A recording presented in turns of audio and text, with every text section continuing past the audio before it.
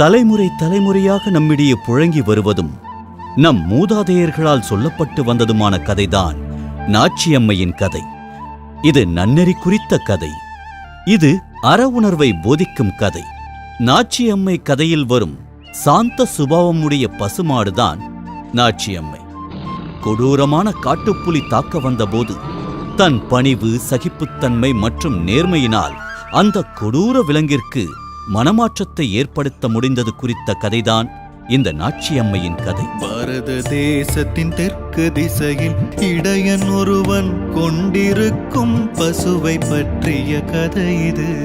கொன்று தின்னுவேன் என்ற புலிக்கு சத்திய வாக்கினை செய்து கொடுத்து கண்ணே உன்னை கட்டி தழுவி செல்ல வந்தேன் இறுதியாய். யாரிடம் பால் கேட்பதம்மா, யாரிடம் பால் குடிப்பதம்மா? அப்பிதாமலை நடுவின் உள்ளே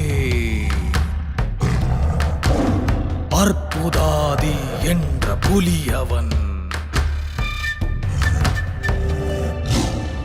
வெள்ளை தோள்களில் ரத்தம் சிந்திட மேலே பாய்ந்து உந்தன் வயிற்றை கிழித்து பிளப்பேன் என்று வெறியுடன் துஷ்ட புலியவன் உருமினான். நாச்சியம்மையின் சொல்லை கேட்டு கண்ணில் நீரை கண்ட பிறகு அன்னை இவளை கொன்று தின்றால் சபிக்கப்படும் என் ஜென்மமே. அன்னை இவளை கொன்று தின்றால் சபிக்கப்படும் என் ஜென்மமே.